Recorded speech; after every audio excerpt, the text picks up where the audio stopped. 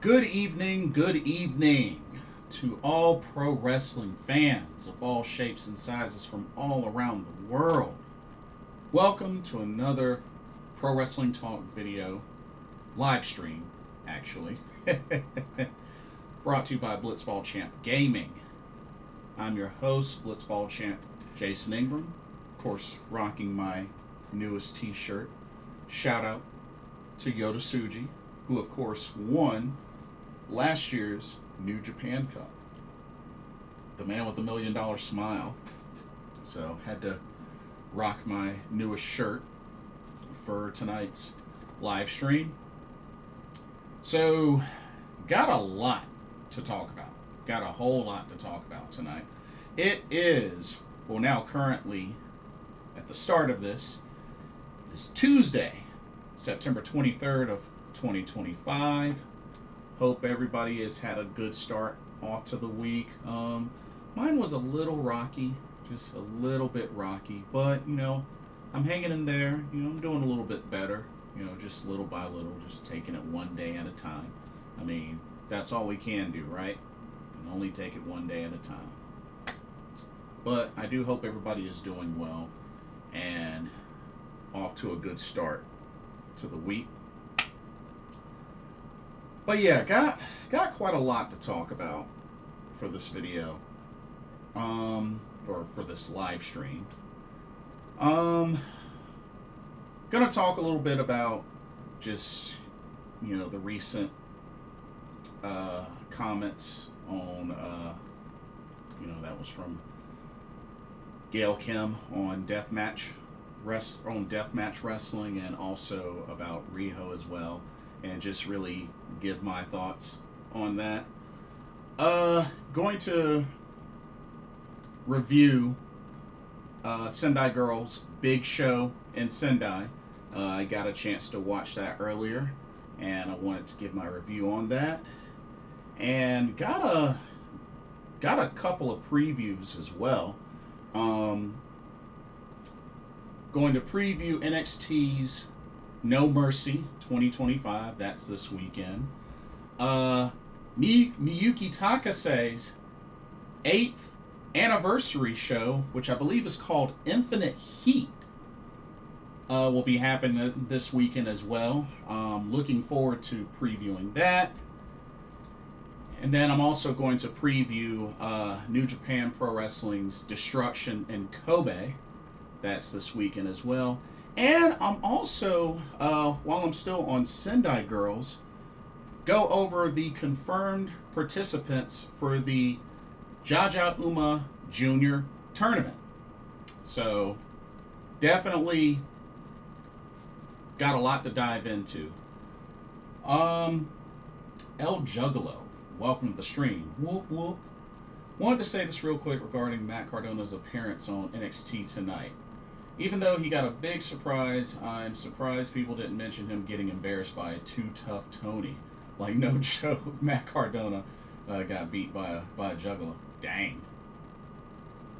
But yeah, I did see that on the episode of NXT. I did see that. That was quite a wild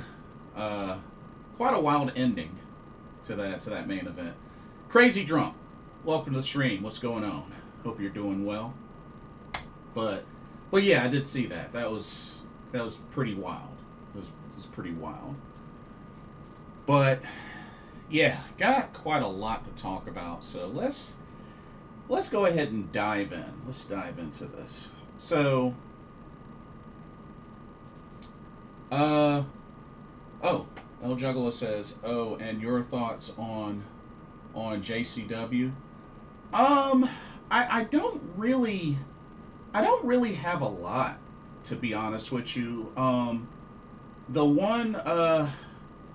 one show that I saw live was last year in Philly when they did JCW versus the World in Philly. I was at that show. Really enjoyable show.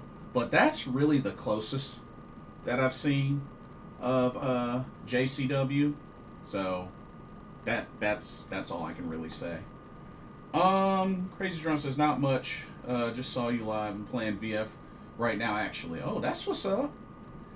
Only won't be too long before World Stage arrives, and I tell you, once World Stage arrives, I'm gonna be right back at it. Especially that World Stage mode. I'm actually very, very pumped for that because I mean it's the closest thing to Quest mode, right? So looking forward to that. No joke. Definitely give Juggalo Championship Wrestling a shot later on. Oh yeah, that's right. Jersey. That's right. They both have the same acronym. I keep forgetting that. JCW, Juggalo Championship Wrestling, Jersey Championship Wrestling. Yeah, you're right. I keep forgetting those two have the same abbreviation. But no, Juggalo Championship Wrestling, I've heard of it, but I've never seen an event. I've heard of it, but I've never seen an event. They got a full weekly show on YouTube that you can watch for free. I may have to check that out. Thank you for the heads up. Yeah, I'm going to have to check that out. Ricardo, welcome to the stream. How's it going? NXT No Mercy should be a fun show this Saturday. Yeah, it should be good. Should be interesting. Especially after what took place earlier tonight on NXT TV. So, yeah, it should be good. Should be really good.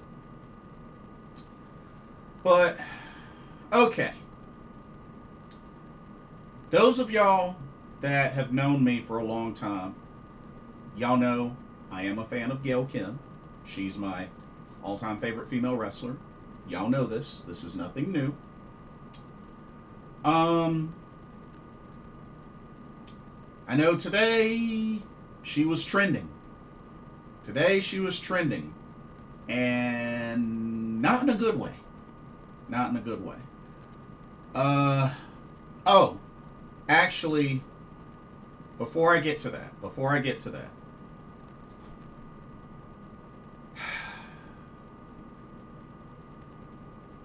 Masha.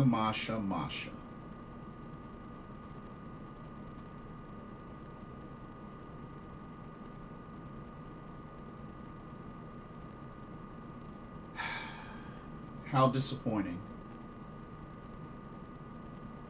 How disappointing.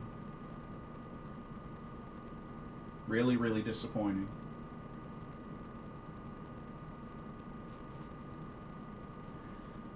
That's all I'm going to say.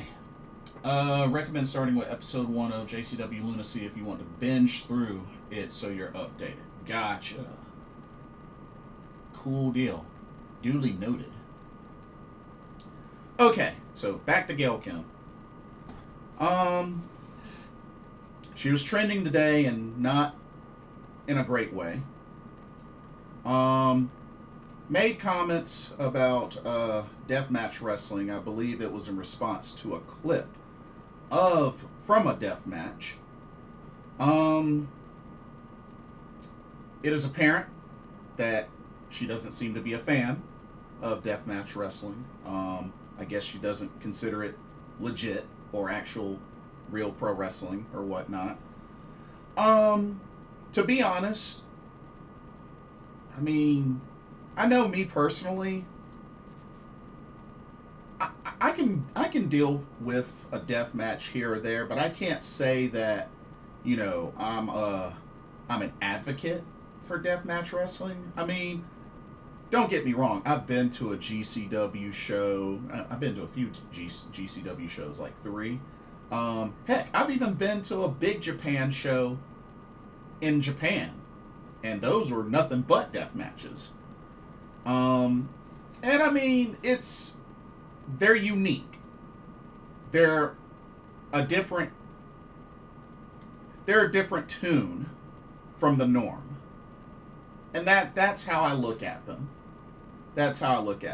I would never consider myself like a deathmatch connoisseur or anything like that.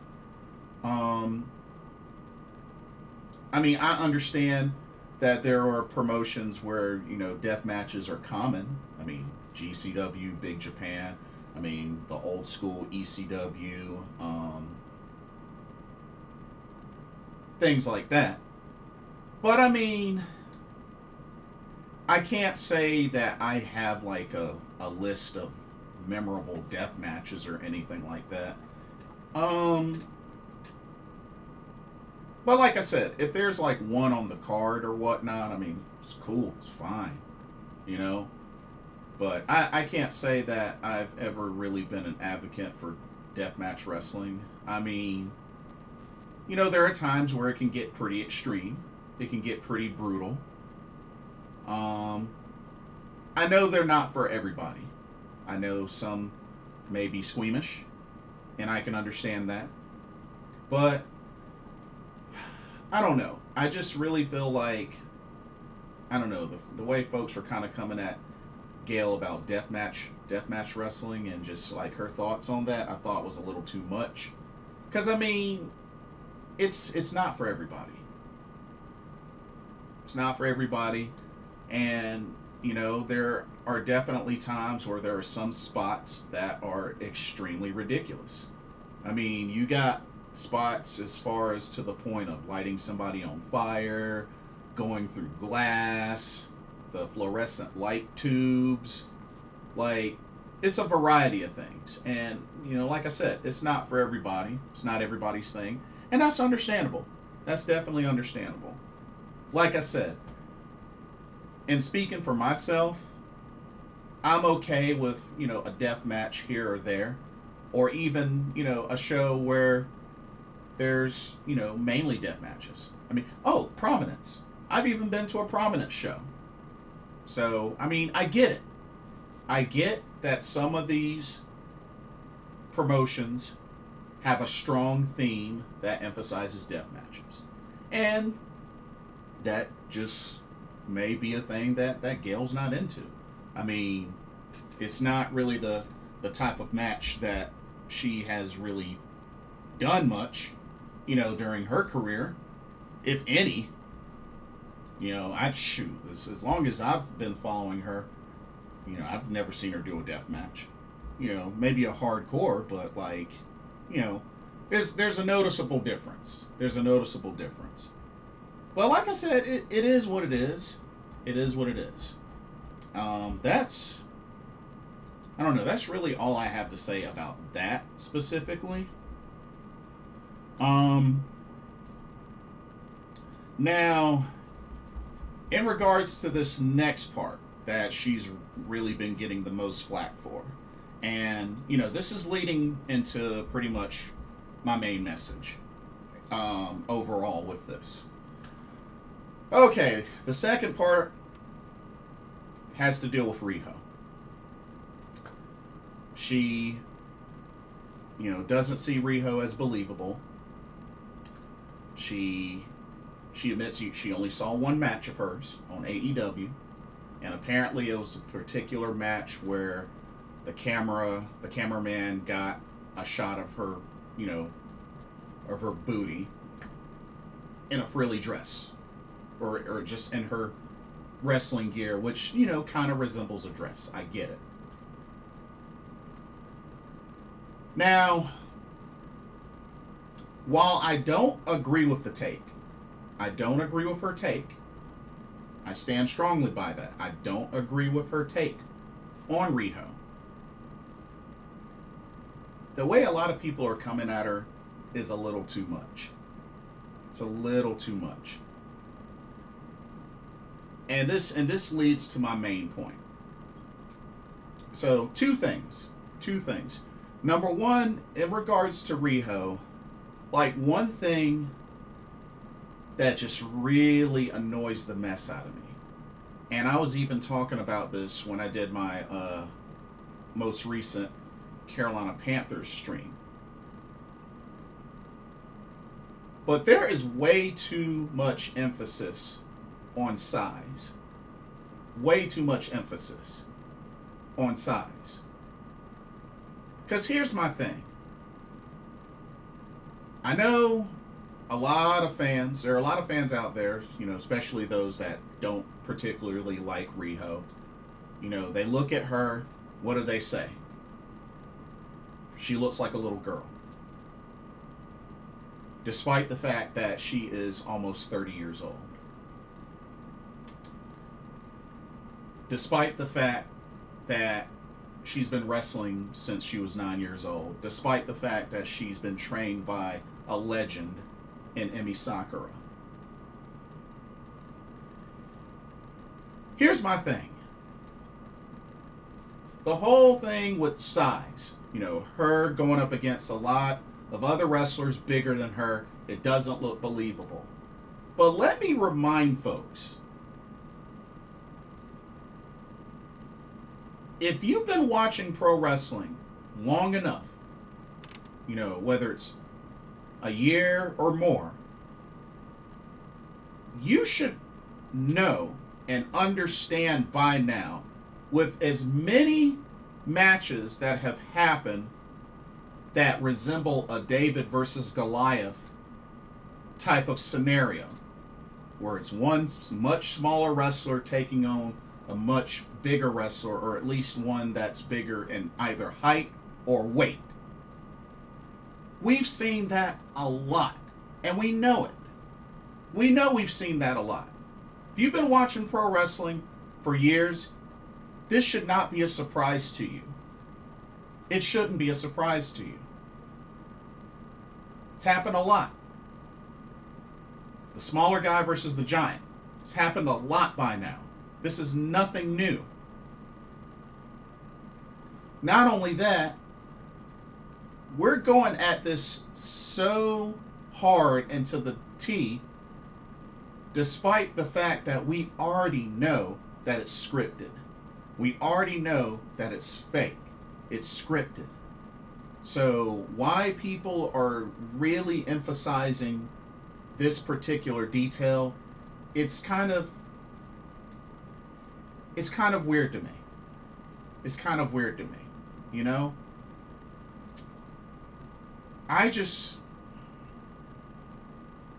My whole thing, me personally, just speaking for myself, my whole thing comes down, can you wrestle or not? Can you wrestle or not? Size, I could care less about. Because honestly, it doesn't matter to me. Can you wrestle? Can you wrestle? I mean, that's what I watch wrestling to see, right? That's why I go to events to see. Because at the end of the day, there's going to be wrestlers of all shapes and sizes. Big, small, tall, small. All of the above. And once again, it's pro wrestling. It's scripted. We really shouldn't be taking it that serious.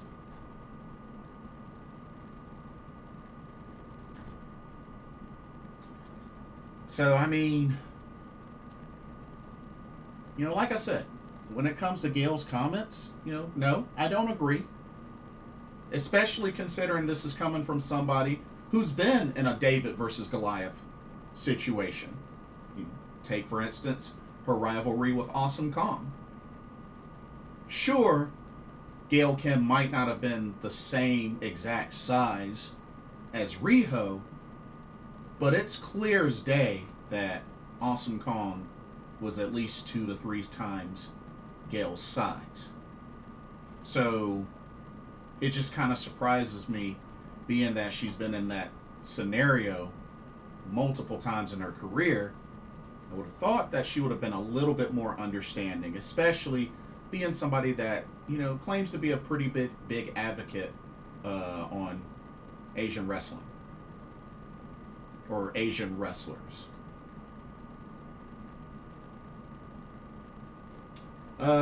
Keep Pounding USA, welcome to the stream. Yeah, big, small, tall, small. Yeah, all of the above. All of the above. But yeah, it's just, you know, we see that David versus Goliath scenario so much in pro wrestling. I mean, you see it in pro wrestling. You even see it sometimes in boxing. And even in MMA. And heck, even in real fights. You know what I mean? Sometimes that happens in real fights. And my whole thing is this.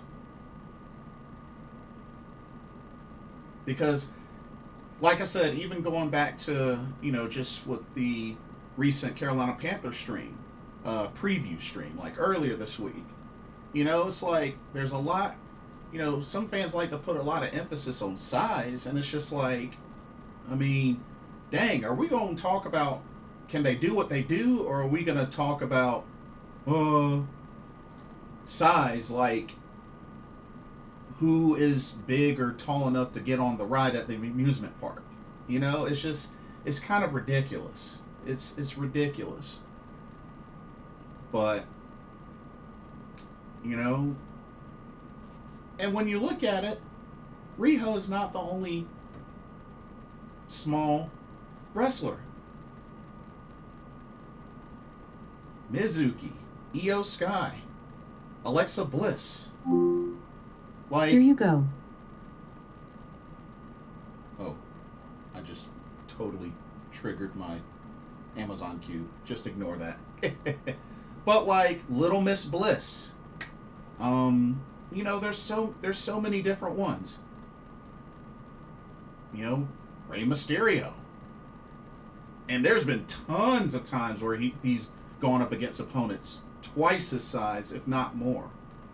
It's like we gotta stop acting as pro wrestling fans. We gotta stop acting like we don't see this every now and then. Like, for reals, we gotta stop acting like that. I'll top it, but we're gonna get that dub against the Pats this Sunday, hopefully, and then against the Dolphins. That's what I'm hoping. Gotta get it done. Enigma, welcome to the stream. But like, that's my whole thing. And it's just like, folks want to talk about the size, and it's like, what about, can they wrestle? Can they play? Can they do what they do? You know what I mean? Not only that, if you don't like somebody, why engage with them? Example, I am not a fan of Maurice. Never have been, never will be. And because of that, I don't make an effort to watch her, nor do I make an effort to interact with her. It's that simple. And I feel like more people in the community need to do that more. Like, I will never understand the concept of, if you don't like somebody or like something so much, why even engage with it? Like, it makes no sense to me whatsoever. Makes no sense to me. Makes no sense to me. Not only that, my main message, like, even in the midst of all this, because like I said, I don't agree with Gail's take. I don't. But my thing is this. This is for me, this is for you, this is for everybody. We need to get back to that point where we can learn to agree to disagree and not result to insulting one another because we don't agree or because we, don't disagree. Like, can we need to get back to that. We need to get back as part of the IWC. Like I said, this isn't just for y'all. This is for me as well. Everybody in the IWC. We have to learn how to get back to knowing how to agree to disagree. Because at the end of the day, no matter how many debates you have, which I try my best to debate in good faith, there's going to be times where somebody's going to agree with you, and there's going to be times where somebody is going to disagree with you. It's going to happen. It's going to happen.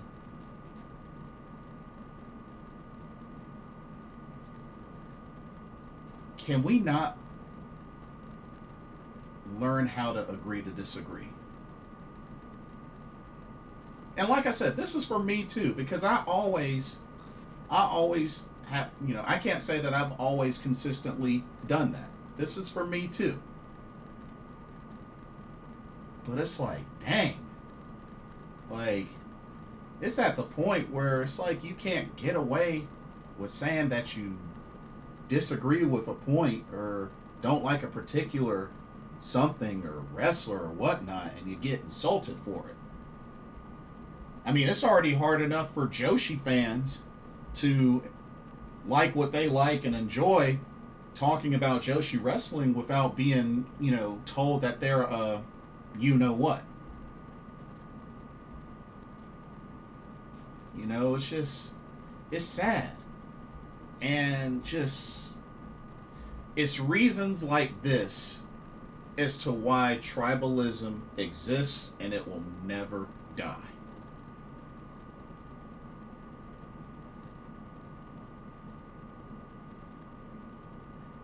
It's reasons like that.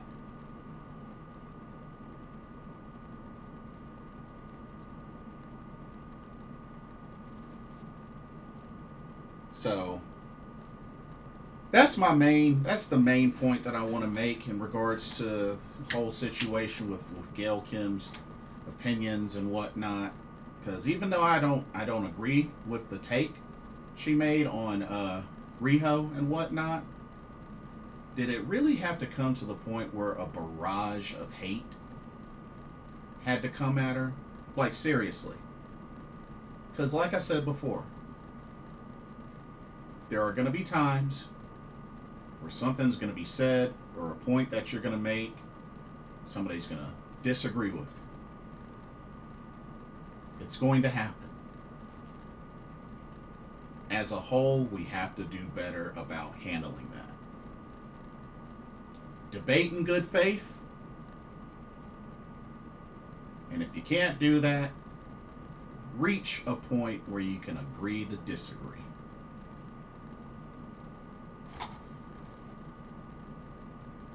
That's all I'll say. That's all I'll say.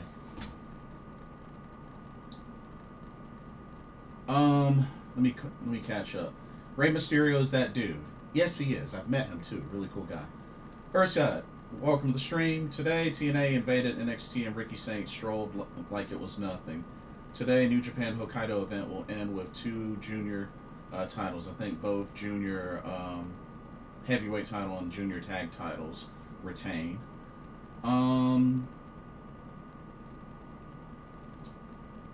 Let's see.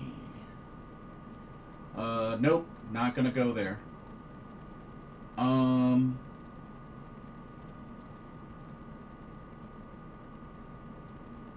But yeah, I agree. Keep pounding, but not gonna go there. Urside, not gonna go there either. The only thing I'll say about Masha, I'm disappointed. That's all I'll say. That's all I'll say. I'm not gonna go any further on a topic that's not really appropriate. I'm not gonna go there.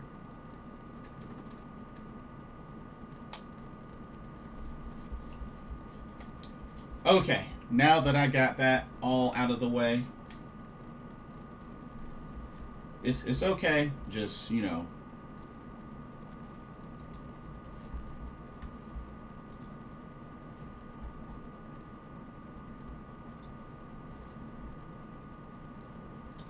let's see.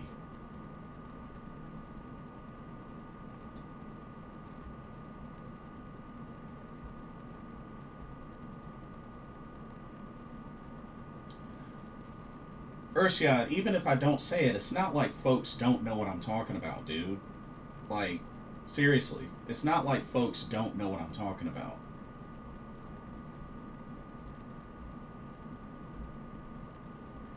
Anyway, on to the next. Okay. Big show in Sendai just recently took place, and not that long ago, I watched the whole show, and I have to say, it was quite an excellent show. Enjoyed it from start to finish. Okay. Give me 1 second. Okay. Had to get my graphics up and ready. And that off. Okay. So, Sendai Girls. Big show in Sendai took place earlier today. Or earlier yesterday, because technically it's after midnight my time. It was at the Sendai Sun Plaza Hall in Sendai, Miyagi, Japan. And had a lot of great matches. Number one contenders match, 2 title matches. It was really a lot of fun. But let's go ahead and jump into the review.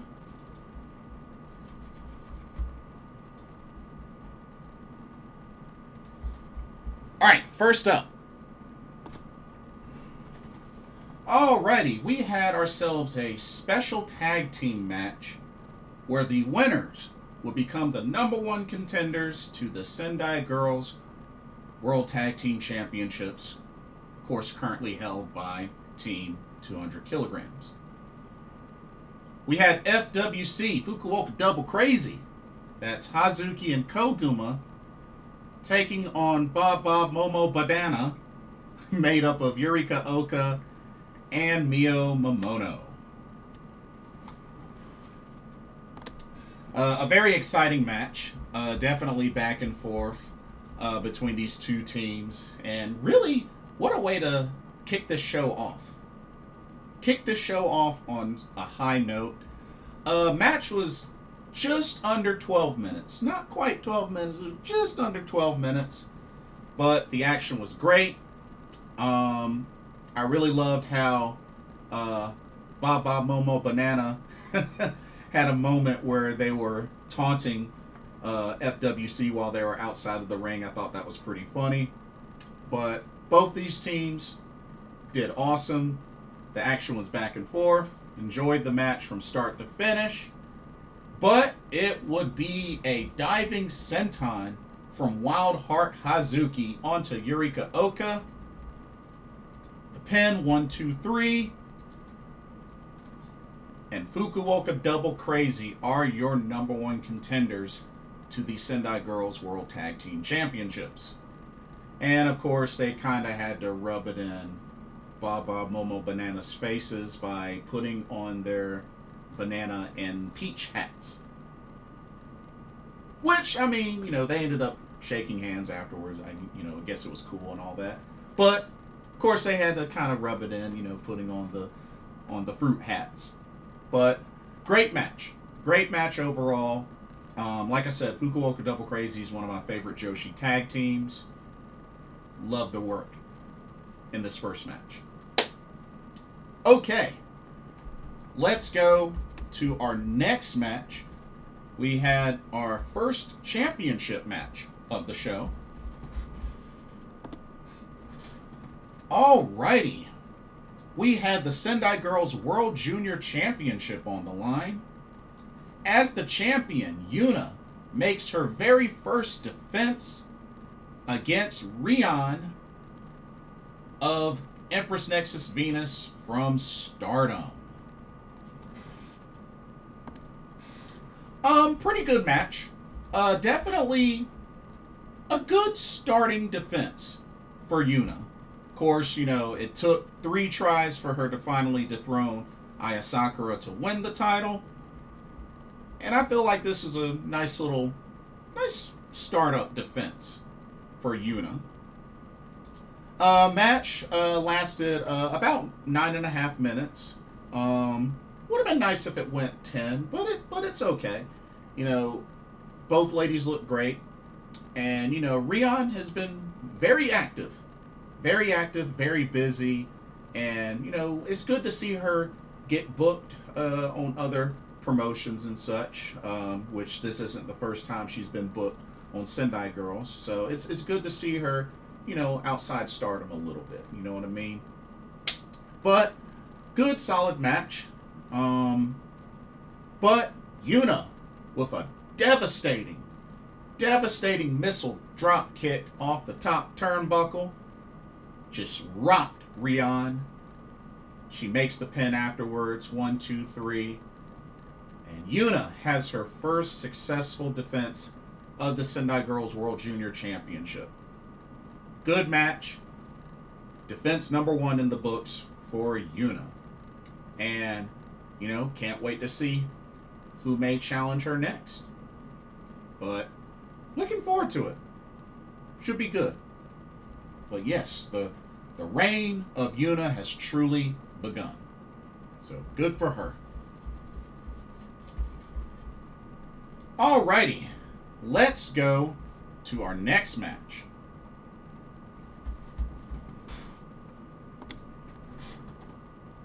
Alrighty. Had ourselves a singles match. We had the IWGP Women's Champion, the Sun God Sareee, taking on Manami. 21-year-old Manami. Pretty entertaining match. You know what? Manami gave a pretty good fight. She gave Sareee a pretty dang on good fight. I loved it. I loved it. And you know, I've been pretty high on Manami, especially ever since she got the chance to compete in a 5-star Grand Prix in Stardom, which I thought was pretty cool. I thought was pretty cool.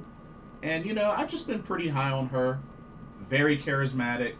And just, you know, she's a great fit for Sendai Girls. Definitely a great fit for Sendai Girls. I even got a chance to see her live when I went to Japan through Great. I got to see her live through Great, where she teamed up with Meiko Satomura to take on Michiko and Risa Sera. That was a really good match, by the way. That was for Michiko's 10th anniversary. So, really good stuff there. But with this match, Sareee definitely had the advantage throughout most of the match. But like I said, Manami definitely brought her A game and really put up a decent fight against somebody of Saree's caliber. But after 8.5 minutes, Sareee showed why she is as dominant as she is, and was able to put away Manami with a Uranagi, then pinning her for the 1, 2, 3. Sareee, your winner. Not surprised there. But like I said, kudos to Manami on putting up a good fight. And like I said, she's got a bright future in Sendai Girls. Just in pro wrestling in general, you know? Okay. Let's go to our next match. Here we go.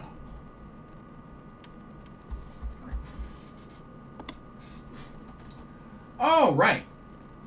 We had trios action for this next match. We had the team of Miku Kanae, Unagi Sayaka, and Jaguar Yokota take on the trio of Shin, Sakura, Hirota, and the Phoenix of Osaka, Miyuki, Takase.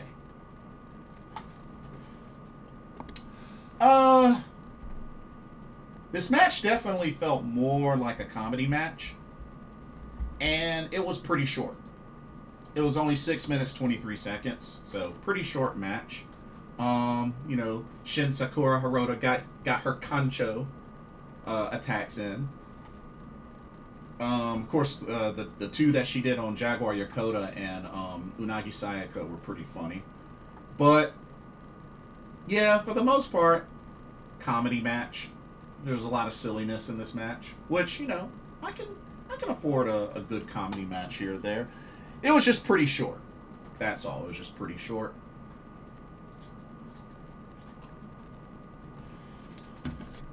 But kind of a surprising finish, to be honest with you, as Miku Kanae got a jackknife pin on Shin, Sakura, Hirota to pick up the victory for her team. Not who I would have thought to get the finish. So I thought that was pretty neat. But yeah, Jaguar Yokota, Miku Kanae, Unagi Sayaka, your winners. But yeah, pretty much the shortest match on the card. But like I said, it was packed full of comedy, so it is what it is. All right, let's go to our next match. So more tag team action. Alrighty, had ourselves a tag team match between Spike Nishimura and Rayne Leverkusen taking on the well-known tag team of VENY and Lena Cross. So this was actually my first time seeing Rayne Leverkusen wrestle. She kind of reminds me a little bit of like a cross between ODB and Jody Threat. That's kind of what who she reminds me of, just like a combination of those two wrestlers. And maybe a little bit of Roxy Laveau, you know, maybe a little Roxy Laveau. But definitely was digging the team of her and Spike Nishimura. Of course, you know, one of the more recent additions to the Sendai Girls roster. Match was a little over 8.5 minutes. They were definitely tested going up against, you know, former Sendai Girls tag team champions in VENY and Lena Cross. Of course, got the chance to meet Lena Cross via DPW, and yeah, she's 6 feet tall. Definitely towered over me, but she was really cool to meet and talk to. But pretty decent match. Like I said, I liked what I saw out of the team of Spike and Rayne. Hopefully to see more Rayne in Sendai Girls, or just in general. But for the most part, Lena Cross and VENY showed why they were the stronger tag team, and they put away Spike Nishimura. First it was the Magic Killer, and then VENY finished her off with a diving moonsault.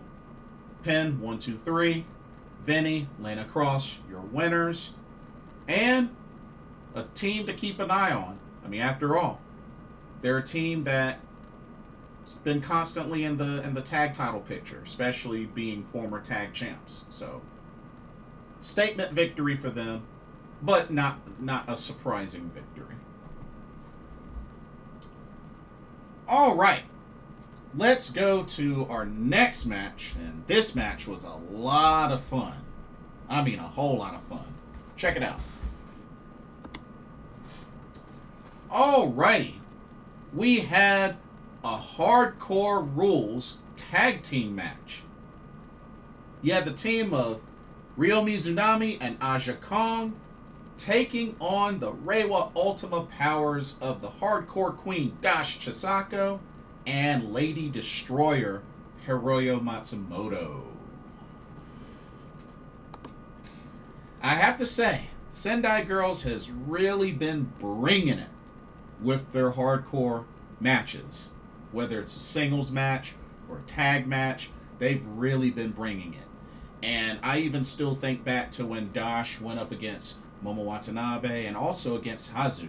I mean, some very good hardcore matches. So shout out to Sendai Girls. They've been on a roll with these hardcore matches, and this one is no different. This one's no different. Went a little over 16 minutes. It was pretty funny seeing Ryo Mizunami bring a tire to the ring. But definitely this was a very enjoyable match. Lots of weapons, lots of trash can bins. You know, the trash can bin that Aja Kong uses. There was a whole bunch of those. Of course, you know, you had your chairs, you had your tables, you had your ladder. Like, this was a fun match. And, of course, it was really cool to see Dash Chisako do the ladder spot, the ladder hormone splash through the table onto Ryo Mizunami. Love it when she does that spot. Does it very consistently. But yeah, this match was very entertaining. Definitely was back and forth. But Dash Chisako continues to show why she is the hardcore queen. as she hit one last hormone smash on Ryo Mizunami, covered in a pile of chairs, then pinned her for the 1-2-3. The Reiwa Ultima Powers are your winners. And like I said, she's the hardcore queen for a reason. And she continues to show that. And, Reiwa Ultima Powers, Dash and Hiroyo have been teaming up for a very long time. They're former Sendai Girls tag team champions. And just, honestly, a very strong Joshi tag team. But very enjoyable match. Like I said, Sendai Girls has really done a great job with their hardcore matches. And then the main event of Sendai Girls' big show in Sendai comes down to the top prize, the Sendai Girls World Championship on the line, as the champion, Chihiro Hashimoto, defended against Mika Iwata, who is a former Sendai Girls World Champion. I think a former 2-time Sendai Girls World Champion, if I remember correctly. Anyway, match went a little over 21 minutes. Definitely hard-hitting, back and forth. These two, on a regular basis, bring out the best in each other. I mean, Mika Iwata, one of the best strikers in Japan. Dangerous, deadly kicks. Big Hosh, Chihiro Hashimoto, definitely speed, power, brute strength, you name it, she has it. Somebody I've also met, Chihiro Hashimoto. She's really cool. Really, really cool. Hope to someday meet Mika Iwata. But this match was very intense between these two. Hard-hitting, back and forth, which is no shock there. The finish was not what I expected. I honestly thought after Big Hosh hit that last ride power bomb on Mika Iwata, I thought that was a wrap. But it was not the case. But yeah, these two went back and forth. And it took pretty much a counter power slam from Big Hosh to Mika Iwata, a pin right afterwards to secure the successful defense. Chihiro Hashimoto, still your Sendai Girls World Champion. Great main event match. Just the finish, not what I would have expected, the way they did the finish. Just not how I would have done it, but it is what it is. It is what it is. Still had a strong main event, a strong showing from both Chihiro Hashimoto and Mika Iwata. And yeah, another awesome Sendai Girls show in the books. Shout out to Meiko Satomura. Been doing an excellent job. And Sendai Girls, still a promotion on my wish list to attend one of their shows in Japan next time I go to Japan, which hopefully will be next year. We'll see. But another great show for Sendai Girls in the books. Now, speaking of Sendai Girls, I want to talk about the Uma Jaja Junior tournament that got announced. So,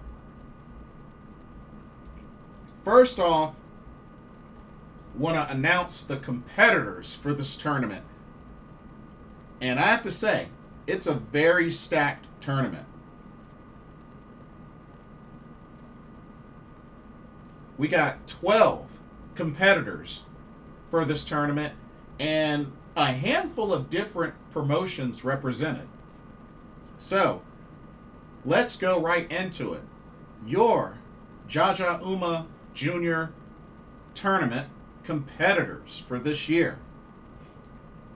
Representing Sendai Girls, you have Spike Nishimura and the current Sendai Girls World Junior Champion, YUNA.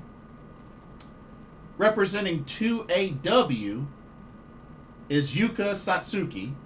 I'm not familiar with her, so I'm definitely looking forward to seeing what she's like once this tournament starts.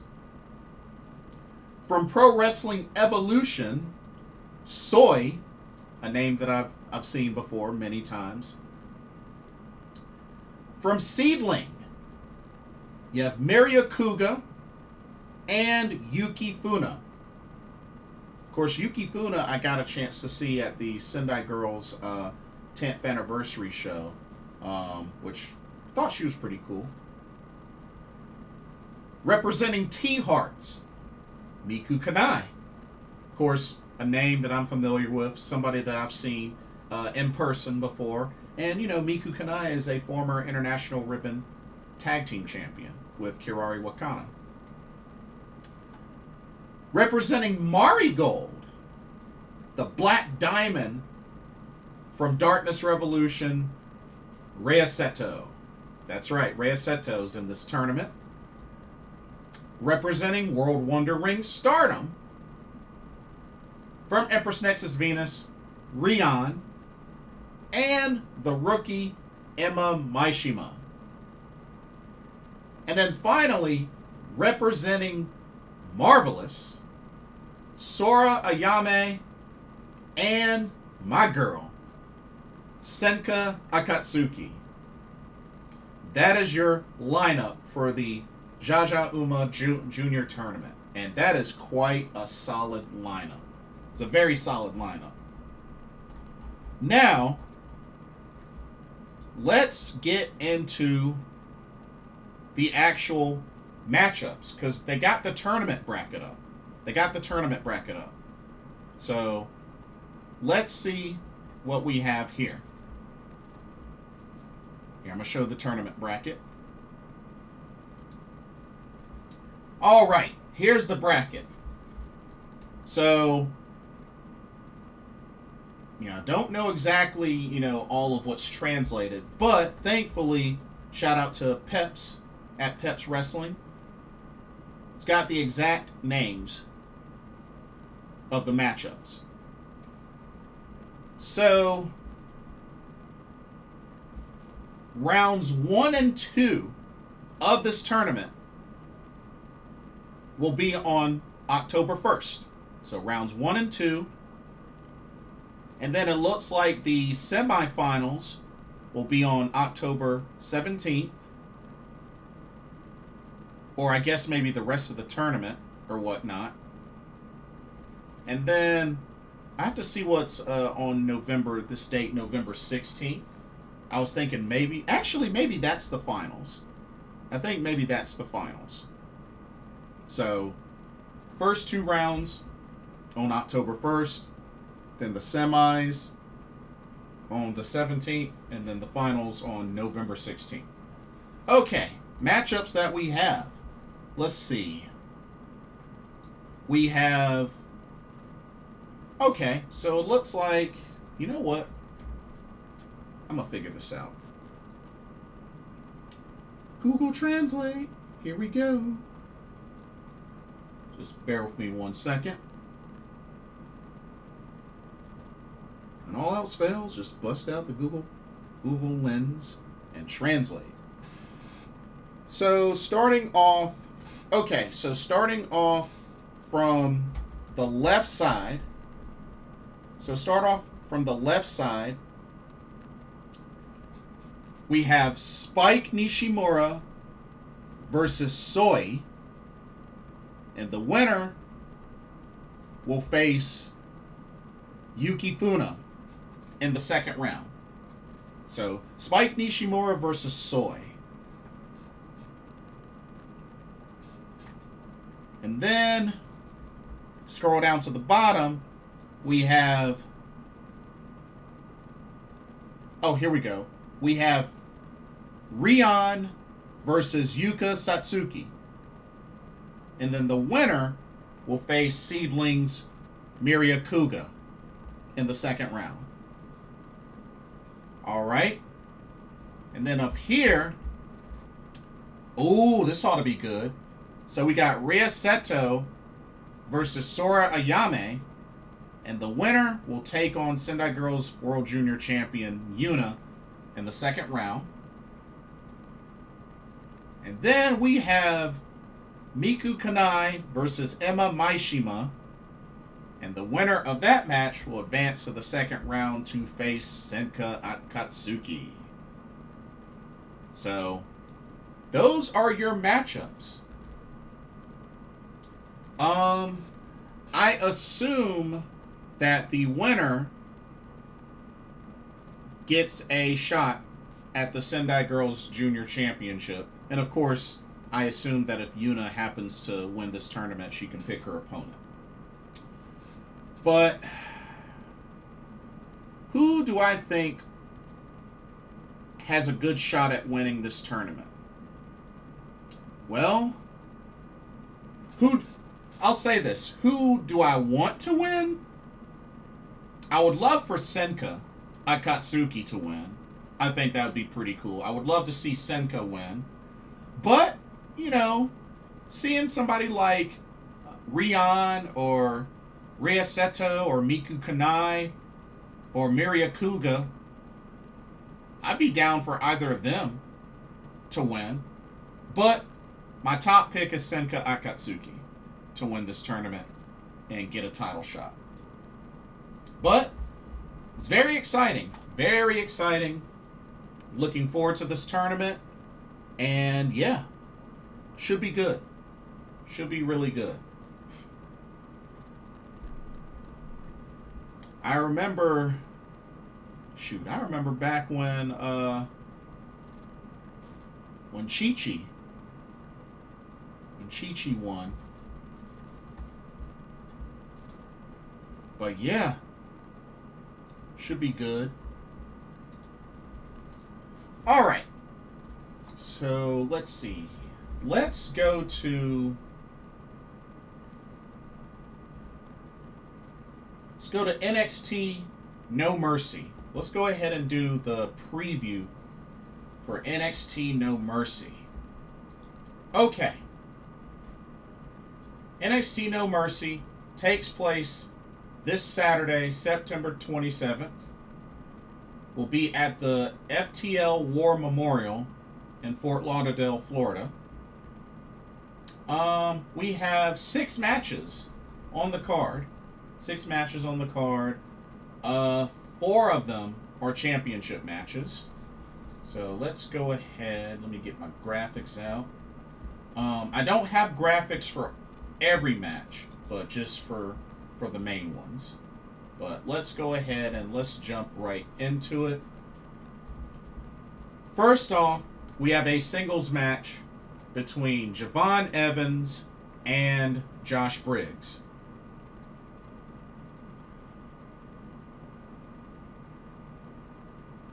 Josh Briggs has kind of had the upper hand over Javon Evans. But I think Javon Evans should take this one. I think he gets the victory in this one. And, you know, that I believe kind of evens out.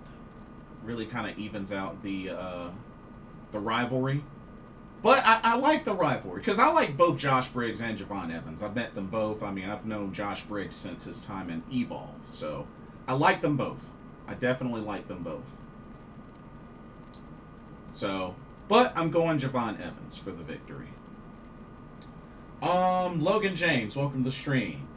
He says, hello, I'm worried about Marigold and Mirai leaving Marigold's. She was one of their top stars. They'll need Io Sky, Kairi Sane, and Julia for star power and signing Maki Ito. Okay, first off, Rossi Ogawa has already said he's not interested in Maki Ito, number one. Number two, don't forget about who they already have on their roster, bro. Like, they have plenty of star power still. Don't forget about Miku Ano, who just won the Dream Star. Don't forget about Utami Hayashishita, Victoria Yuzuki, Koki Amare, Mayu Iwatani, Mai Sakurai. there's still plenty of star power on that roster, Logan. Like, what you're suggesting of happening is very unlikely. You do understand that, right? As cool as all that would be to happen, you do understand that is very unlikely. I mean, Io, Kairi, and Julia all together? Like in one show? That's very unlikely, bro. Very unlikely. You know, I think maybe at different times. I could see it at maybe different times. But not all on the same show. Not all on the same show. But, and like I said, they already got plenty of star power on there, even minus Mirai. I mean, is it a big loss? Sure. But it's just one loss, bro. It's just one loss. It's just one. It's just one. Don't forget who all is on the roster. And like I said, Rossi had already specified not interested in signing Maki Ito. So, just saying. Okay, next up, let's see. I don't have the graphic for this one, but next up we have a weaponized steel cage match. Ooh, this ought to be interesting. And it's between Blake Monroe and Jordan Grace. Now, Blake Monroe has kind of had the best of Jordan Grace. So a big part of me would like to see Jordan Grace get the victory in this one, but to be honest, I wouldn't be that shocked if Blake Monroe ended up winning this match. But I will be pulling for Jordan Grace. But I think this match could go either way, but I don't necessarily know if this is a match that could, you know, finish that story or end that rivalry. I don't know.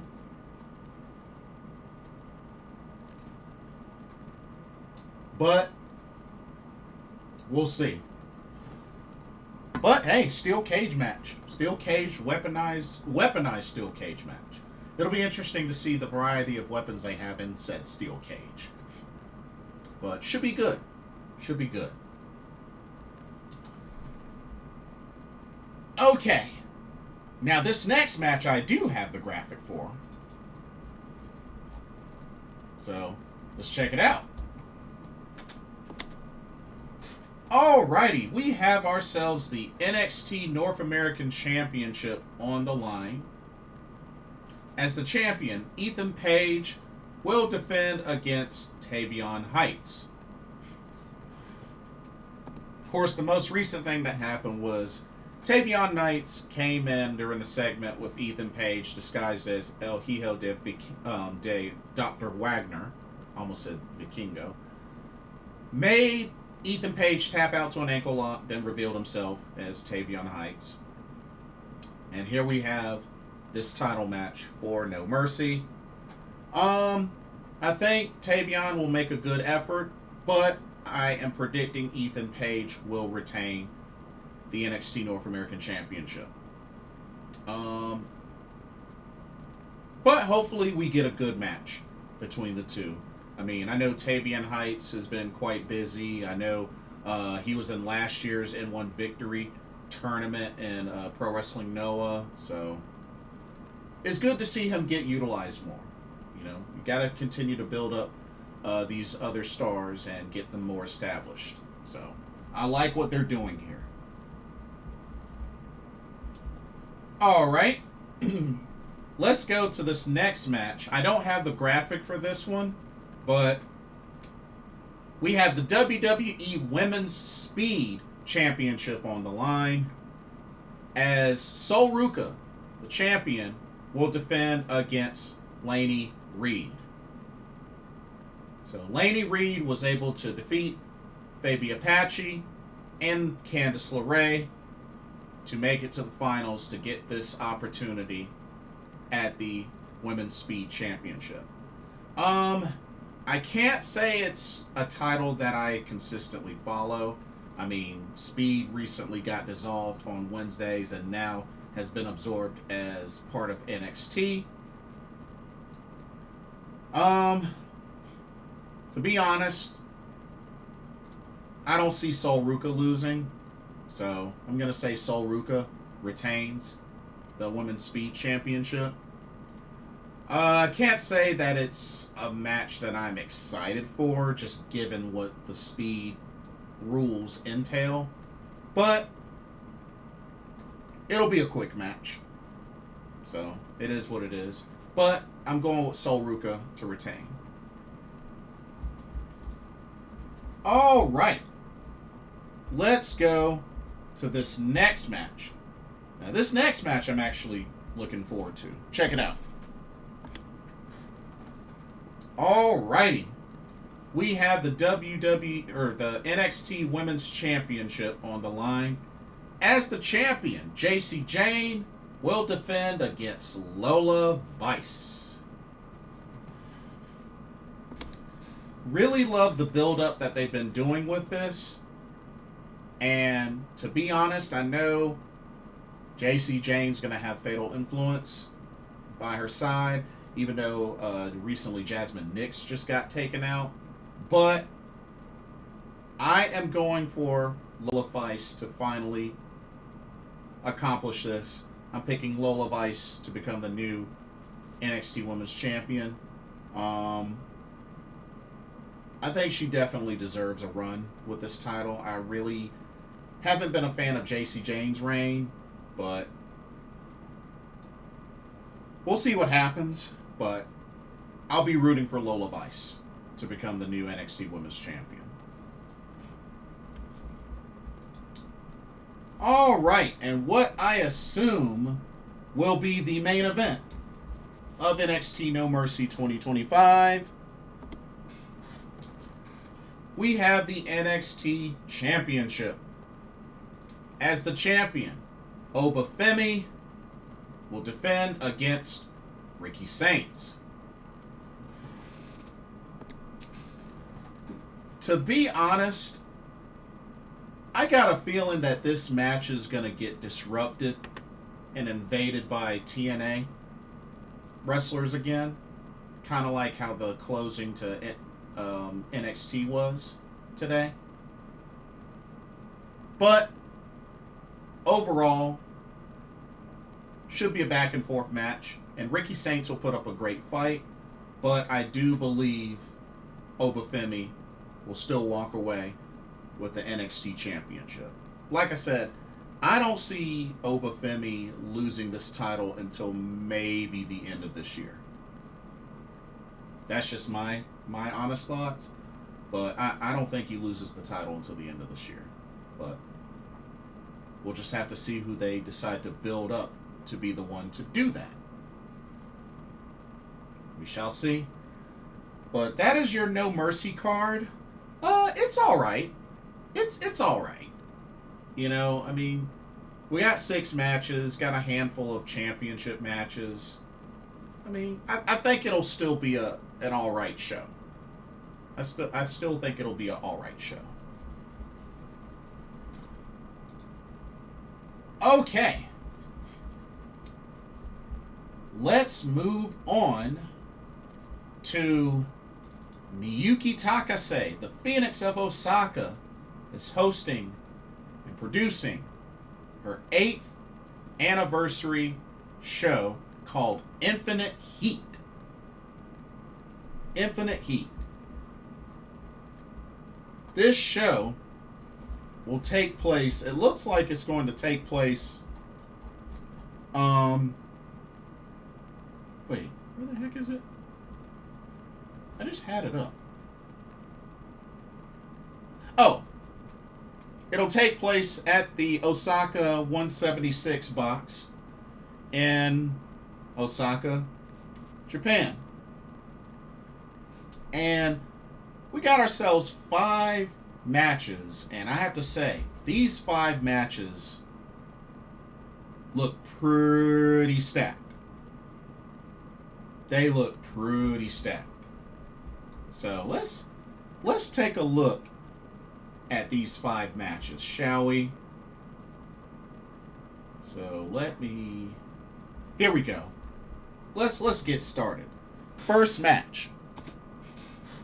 First match is already starting off with a bang, as we have a tag team match where we will have the team of Chi-Chi and Mika Iwata taking on Haruka Umesaki and Misa Kagura. Already starting off strong. I love it. I love it. Who do I think wins? This this ought to be interesting because, you know, this is pairing 2 of Miyuki Takase's tag team partners on the opposite sides of each other. Because, of course, you know, Mika Iwata is her tag team partner for Red Energy, and Haruka Umesaki is her tag team partner for Luminous. So I find this kind of interesting. But who do I think wins? I am going to go with Chi-Chi and Mika Iwata. I'm going to go with Chi-Chi and Mika Iwata. But honestly, this could go either way, and I would not be mad if Haruka and Misa Kagura won. Like, I like both teams in this. But I'll be pulling for Chi-Chi and Mika Iwata. But this should be a very, very awesome match. Alrighty. Let's go to our next match. Alright, we got ourselves a triple threat, a fatal 3-way, or your triple match, triple threat 3-way, as we have Nagisa Nozaki versus Lady Destroyer Hiroyo Matsumoto versus Zonas.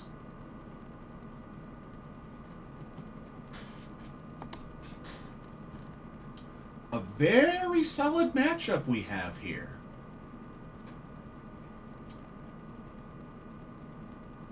Pretty balanced. I like all 3 of these ladies. I've met Hiroyo Matsumoto twice, so you know she's going to be my favorite.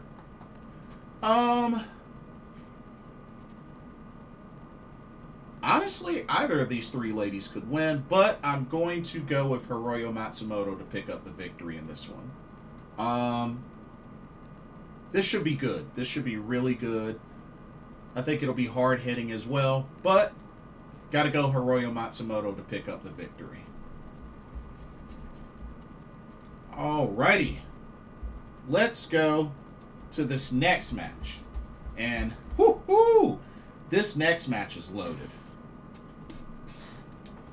More tag team action as we have the team of Tei Honma and Miyuki Takase to take on the team of Kakeru Sakaguchi and this year's Dreamstar Grand Prix winner, Miku Aono.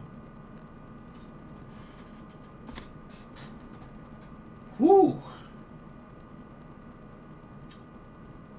Yeah, that's a pretty stacked tag match here. I like all 4 ladies. I've met Miyuki Takase not once, not twice, but 3 times. And I've met Miku Aono once. And I know this is Miyuki Takase's show, but you know what? I'm actually going to go with Kakeru Sakaguchi and Miku Aono to pick up the victory. This should be a banger of a tag team match. But yeah, that's what I'm going with. Miku Aono, Kakeru Sakaguchi for the win. Alrighty.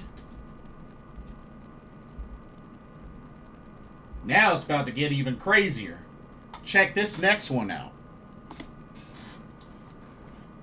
Alrighty.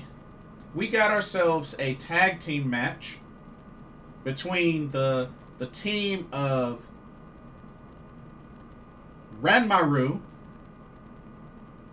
and Hibiscus Me. Pretty much Kyosei Ninja Ranmaru and Hibiscus Me taking on Team 200 kg, 200 kilograms themselves, Chihiro Hashimoto and you. Very interesting matchup. It's been a while since I've seen Hibiscus Me wrestle. As a matter of fact, it's been a while since I've seen Ranmaru wrestle. To be honest, gotta go with Team 200 kg to win this one. It'll be interesting to see what type of fight Ranmaru and Hibiscus Me put up. Should be interesting. And then the main event of Infinite Heat. And oh boy, this is a crazy trios match here. Check this out. Okay. We have the trio of Ryo Mizunami, Izuki Aoki, and once again, the Phoenix of Osaka, Miyuki Takase. So she's doing double duty in the show. And they are going to be taking on the trio of VENY, Utami Hayashishita, and Rina Yamashita. Woo-wee! Now that is a main event for you. Whoo! Whoo! I've met 4 of these ladies. Miyuki Takase, Izuki Aoki, Utami Hayashishita, and Rina Yamashita. But whoo-wee, this is a stacked main event. Oh, man. While I do feel like VENY, Rina Yamashita, and Utami Hayashishita feels like the team that has the advantage. And it's kind of funny considering Rina Yamashita and Izuki Aoki, despite both being in Mi Vida Loca, will be on opposite sides in this match. I would like to see Miyuki Takase, Ryo Mizunami, and Izuki Aoki win this match. So I'm going to pick them. But regardless of who wins, this looks like a very stacked main event and should be very enjoyable. But shout out to Miyuki Takase, the Phoenix of Osaka. By the way, former DPW Women's World Champion. Somebody that I've really enjoyed watching and even meeting. And yes, to celebrate her 8th anniversary. And, you know, put together quite a solid card for the show. I recently have ordered it. It will be live streamed via Zyko. So, yeah, looking forward to checking this out. Should be really good.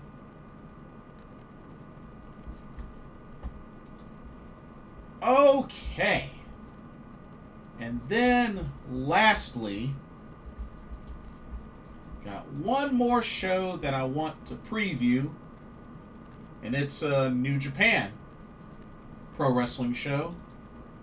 It is Destruction in Kobe. Destruction in Kobe will be this Sunday, September 28th. And it will be at the Kobe World Memorial Hall in Kobe, Japan. Not the best card, but a decent one. But not the best card. But yeah, let's dive into it. Let me get my graphics ready. Let's dive into this. All right. First up, Alrighty, we have ourselves a trios match to open up this show. We have the team of Yoshihashi, Yuya Uemura, and Shota Umino taking on House of Torture's Dick Togo, Sanada, and Evil. Of course, you know, for obvious reasons, I will be pulling for Yoshihashi, Yuya Uemura, and Shota Umino, because, yes, screw House of Torture. So, it's an easy pick for me, but there's a good chance with all the shenanigans from House of Torture that House of Torture probably will win this match. Hate to say it, but yeah. I'll be going for Shota, Yuya, and Yoshihashi all the way. Alrighty. Let's go to the next match. Alright, we got ourselves a singles match. Of course, this is part of Hiroshi Tanahashi's retirement road, as he will go one-on-one with Great-O-Khan. For the most part, I could see this going either way.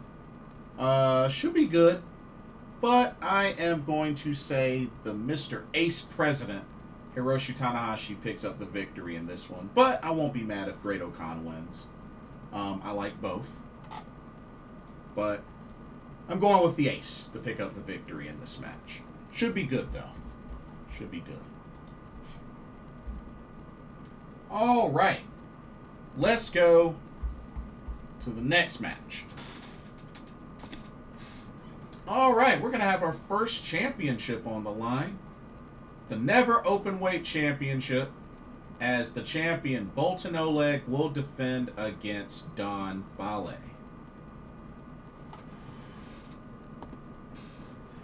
I can't say this is particularly a match I'm excited about, but I do believe Boltin Oleg will retain.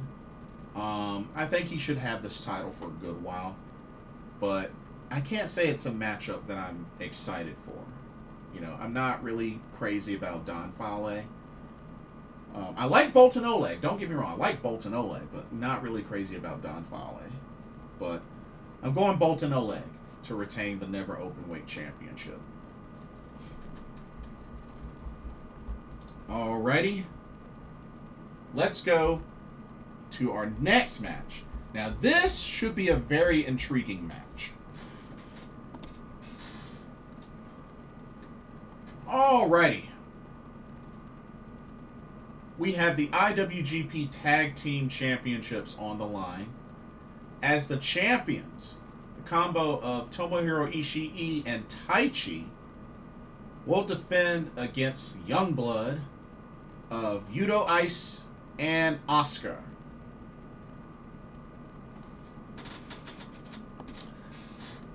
Definitely very intrigued with this matchup. You know, I know the recently, matches I've seen of Oscar Liobe were before, this partnership happened. But I'm very intrigued at this matchup. I definitely want to see what we got out of Youngblood. But I do think that Taichi and Tomohiro Ishii will retain the IWGP Tag Team Championships. Should be hard-hitting. Should be interesting. So. Alrighty. Let's go to this next match. This one ought to be wild.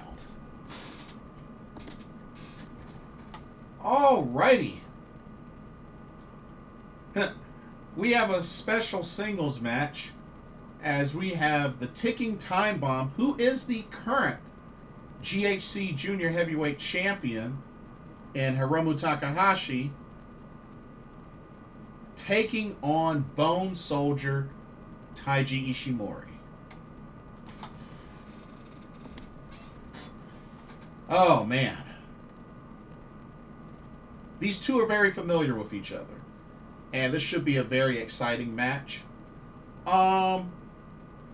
This could go either way, especially on paper. And I'm okay with either outcome, but I'm going to say Hiromu Takahashi picks up the victory. But it would be kind of interesting to see Taiji Ishimori win this. It would be interesting to see him win this. But gonna go with Hiromu Takahashi to win.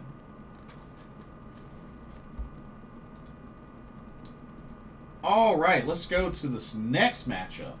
Another familiar matchup. Alrighty, we got a singles match between Yota Tsuji and David Finlay. Of course, you already know who I'm going with. I mean, come on. Need I say more?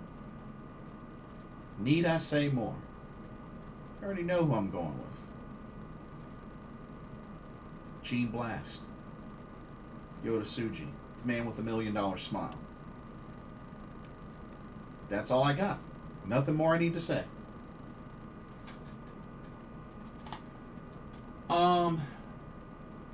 I'm gonna try to pronounce this. Do forgive me if I mispronounce this. Amorian, welcome to the stream. Hiromu is no champ, so they probably want him to be booked strong. Yes, he's the current GHC Junior Heavyweight Champion. But like I said, Taiji Ishimori, you know, who has beaten Hiromu before. You never know, but definitely the safe bet is Hiromu Takahashi. I do agree. But yeah, for this matchup, Yota Tsuji for the win. Should be good. All right, let's go to our next title match. Alrighty, we have the IWGP Global Heavyweight Championship on the line. The champion, Gail Kid War Ready, will take on Shingo Takagi, the Rampage Dragon.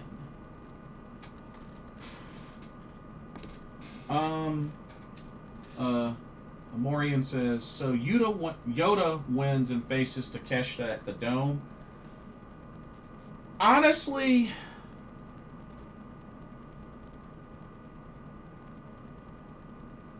I would love that.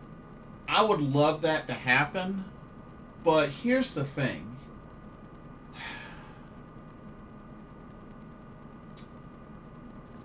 We know that Takeshita is going to get his shot at the IWGP World Heavyweight Championship at the King of Pro Wrestling in Rio Goku. We know that's going to happen.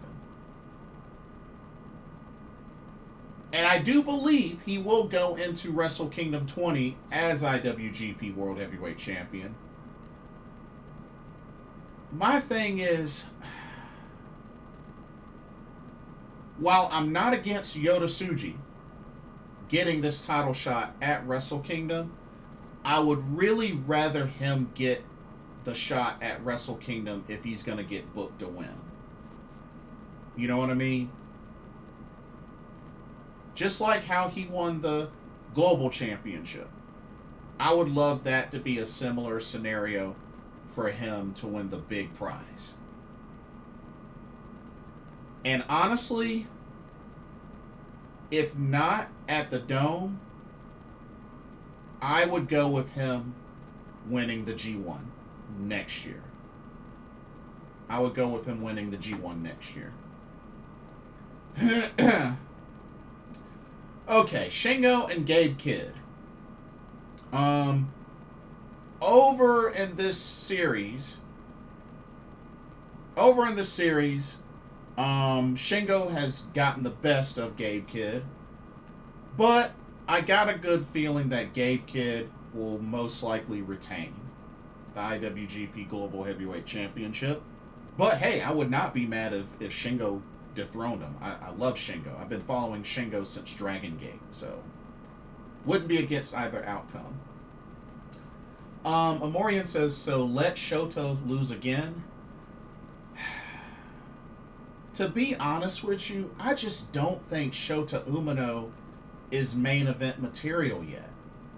I know he was in the main event of Wrestle Kingdom 19, you know, which I enjoyed Wrestle Kingdom 19. I was there live for it.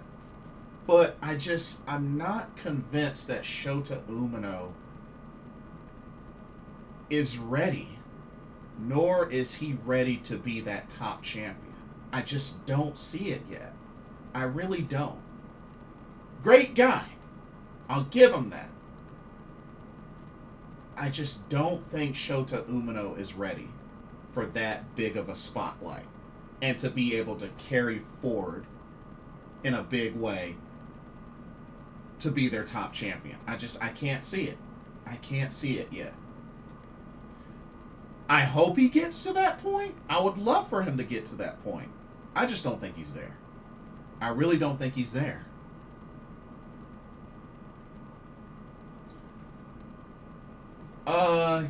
He needs his Naito transformation. Naito transformation. I don't know if that's a good thing or a bad thing. Maybe Prime Naito, sure. But current Naito, I don't know about that. So, I don't know. Naito transformation, that could be either a good thing or a bad thing, the way you want to look at it. But I'm going to guess Gabe Kidd retains, but I would not be mad at all if Shingo won and became global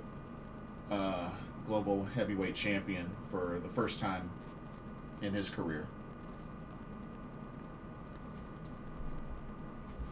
And then the main event of Destruction in Kobe, not really a main event that I'm excited about, but I mean, it is a run back. It is a run back from the G1. So I mean, guess it's whatever. Main event for the IWGP World Heavyweight Championship. The champion, Zack Sabre Jr., defends against House of Torture's Ren Narita.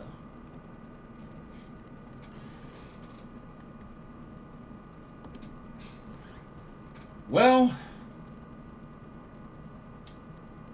I expect there to be loads and loads of shenanigans, but I expect TMDK to be at Zack Sabre Jr.'s side to even the odds.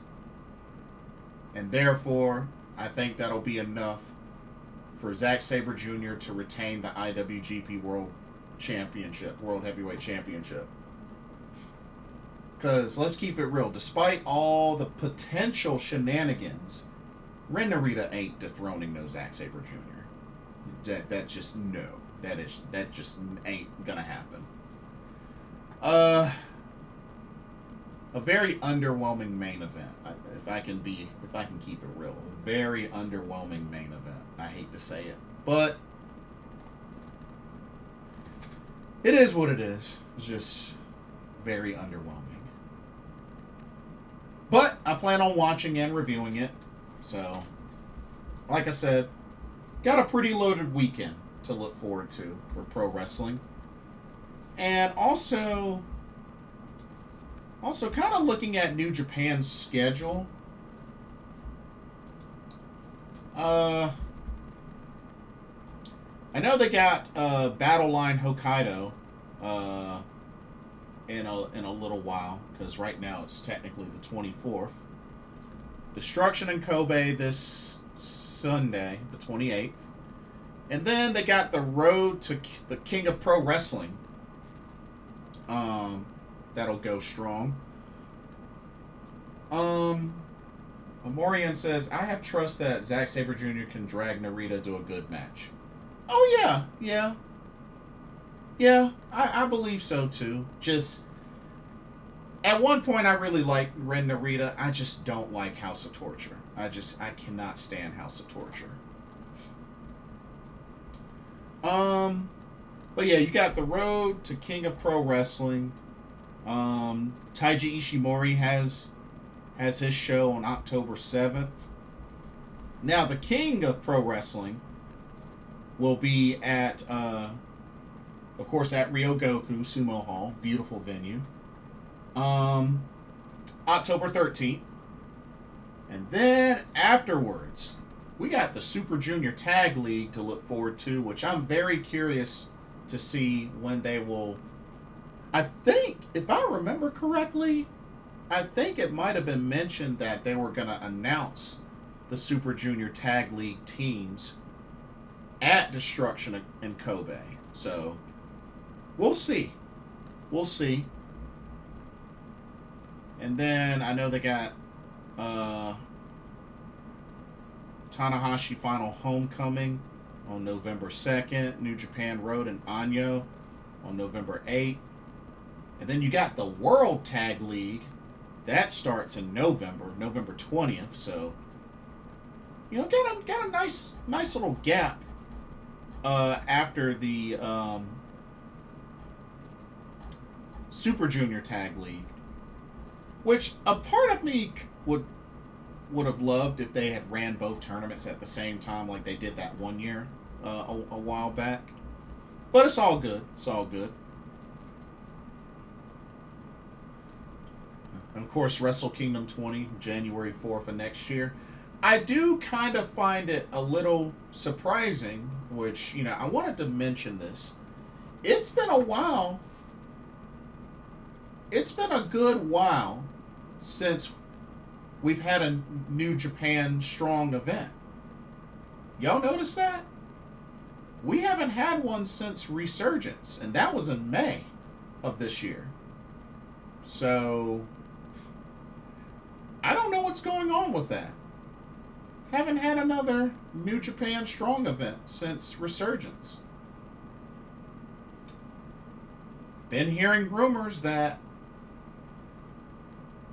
New Japan Strong might be dissolving, might be ending. Heck, I even heard possibly that the New Japan Strong Women's Championship might get unified. I don't know. It's, like I said, these are rumors. It's only speculation. But yeah, like, not sure what they're gonna do there, or if they're gonna have any more New Japan Strong shows either for the rest of this year or just period. Morian says, hope AEW sends a good tag team. It would be nice. It would definitely be nice. Stardom show this weekend is a double title match with Azumi putting her Strong title on the line. I think that's going to end in a time limit draw. I honestly think that's going to end in a time limit draw. Because it would be pretty bad to see Azumi lose that Strong title in her second defense. But then again, can't put it past Stardom to do crazy stuff. I mean, we all remember what happened with Mina Shirakawa and her Wonder of Stardom Championship reign. So, the crazy of the craziest have happened before, so. But I think that match is going to end in a time limit draw. In all honesty, I think it's going to end in a time limit draw.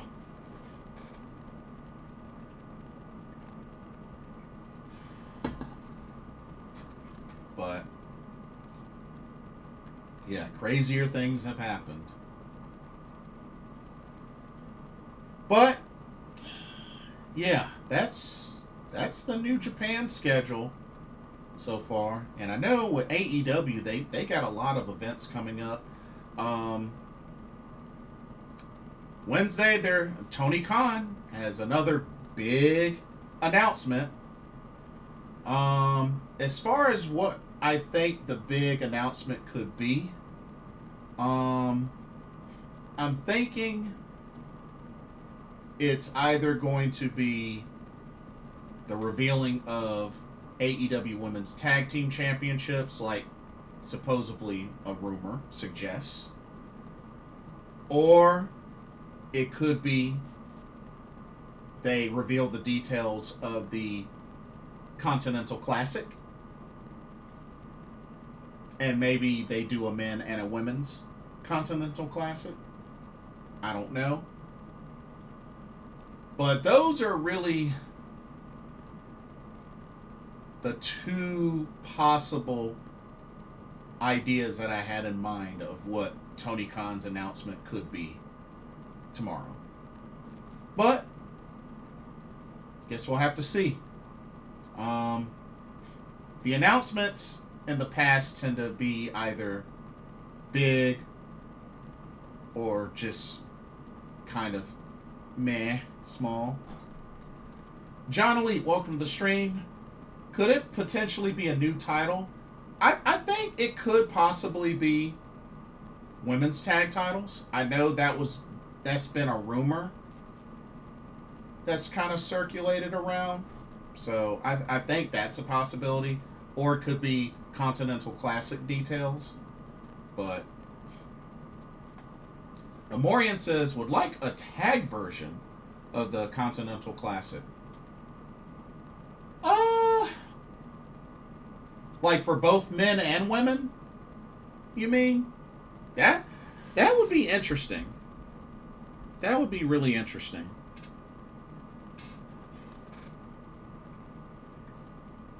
But you never know.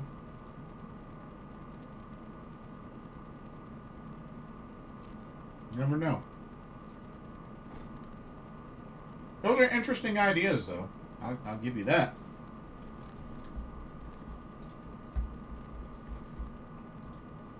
Definitely don't hate the ideas.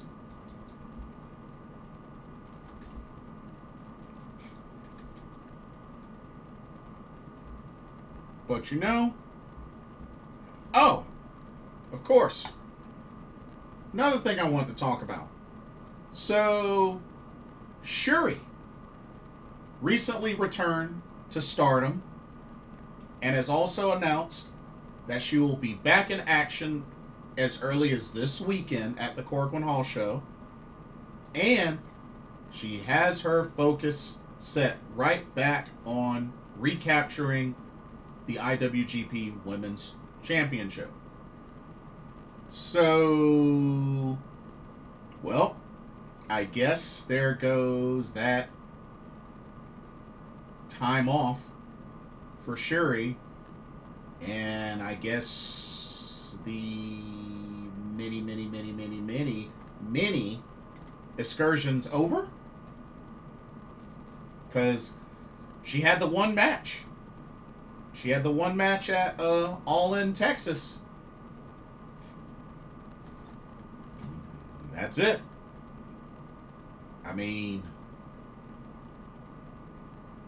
it's kind of awkward. They did a whole ROH AEW video package for Shuri. And she's already back in Stardom. So, yeah, I'm not sure what they're... I mean... I don't know. Amorian says, hope if it's women's tag title, Shuri will tag with Shida. I would love that, but I mean, with her going back to Stardom, I'm not even so sure if she's going to come back to AEW for that. You know what I mean? Like, I'm not even so sure now. But I guess we'll have to wait and see. Because, I mean, I would love it. I would love for Shida and Shuri to team up in AEW. I mean, they've even expressed it. Shida still has their gear back in America. So, I mean, it's not impossible. But it's like, with her announcing that she's back in Stardom and is going to be competing again as early as this weekend, it kind of raises some questions about AEW ROH.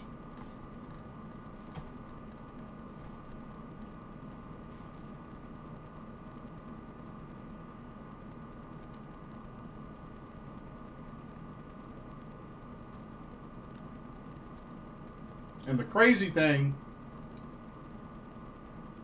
think aside from her getting the elbow surgery and whatnot, I believe the original plan was that she would be in the ROH Women's Pure Championship tournament. I think originally she was supposed to be in that tournament.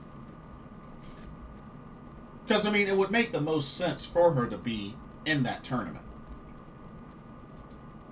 So I think that was originally.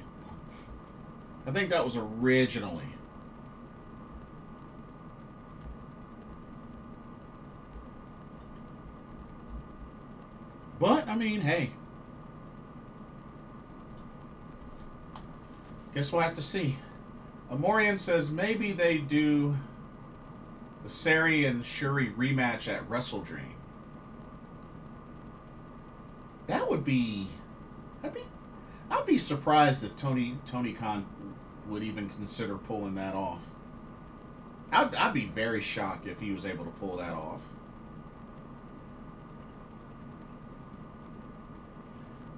But, I mean, hey, if he can do it, awesome.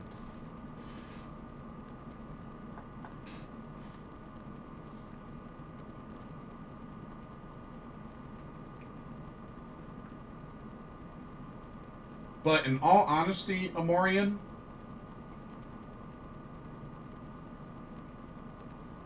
that match should really be saved for either Dream Queendom or Wrestle Kingdom.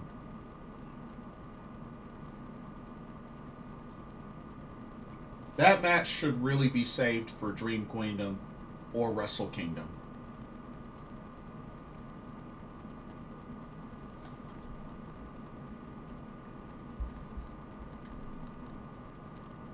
I mean, not saying I would hate the idea of it being at Wrestle Dream, but a matchup like that should honestly be on a bigger stage. But that's just me. That's just my personal opinion. He says, I would go to St. Louis to watch it. Hey, that would be worth the trip. I don't blame you. That would be worth the trip. You know, especially me being somebody that's met Shuri 3 times and Sareee once. I would not blame you. So, I mean, hey. If that happens, excellent. I would be happy for you.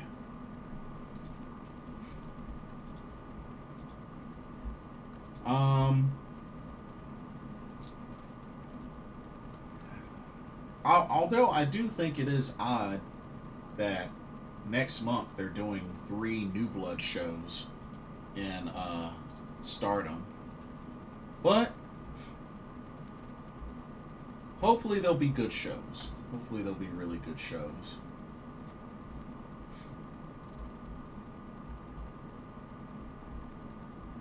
But anyway,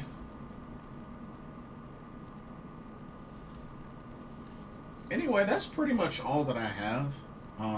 Covered quite a lot in this live stream, but like I said, just to kind of reiterate my point after talking about the whole, you know, Gail Kim situation with death matches and Riho, like, I think we just all, as part of the IWC, we all, and like I said, this includes me, this includes you, this includes everybody in the community, we all have to learn to be able to consistently get to a point where we can agree to disagree and not resort to insulting one another because you don't agree with something or don't disagree with something.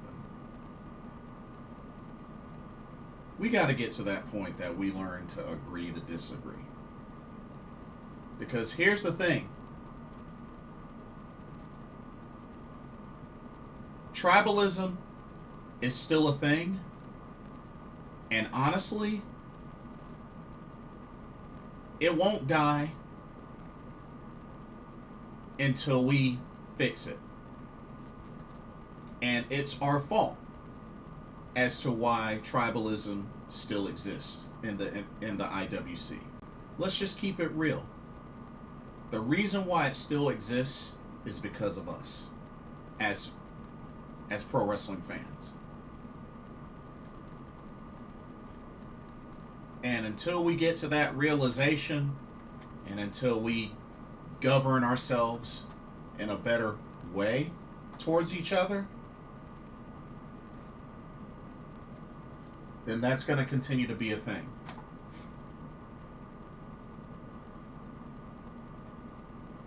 I mean, we complain about tribalism, but when you really think about it, us as the IWC, it's our fault that it exists. And it's still our fault that it exists.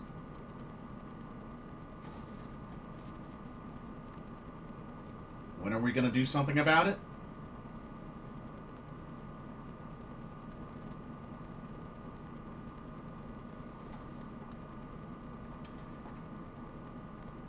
That's all I'll say. I want to thank everybody for coming out and chatting it up with me.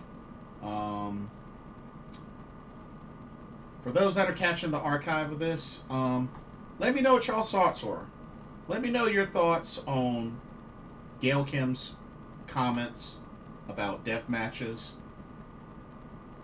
and about Riho. Her opinion on Riho. Let me know your honest thoughts. Let me know your thoughts on Sendai Girls' big show in Sendai. Did you watch the show? What were your favorite matches? Did you enjoy the show? Let me know what you think about the Jaja Jr. tournament in Sendai Girls. Let me know what you think about the competitors. Let me know your predictions for NXT No Mercy 2025, Miyuki Takase's 8th anniversary Infinite Heat show, and New Japan Pro Wrestling's Destruction in Kobe. Let me know your predictions for each of those cards, and let's get a discussion going. And most of all, don't forget to like, comment, follow, subscribe, all of the above. Thank y'all so much for watching, and I hope y'all had a good time with tonight's live stream. For this Pro Wrestling Talk brought to you by Blitzball Champ Gaming, my name is Blitzball Champ Jason Ingram. Hope everybody has a blessed day tomorrow, and I will see y'all in the next video and our live stream. God bless.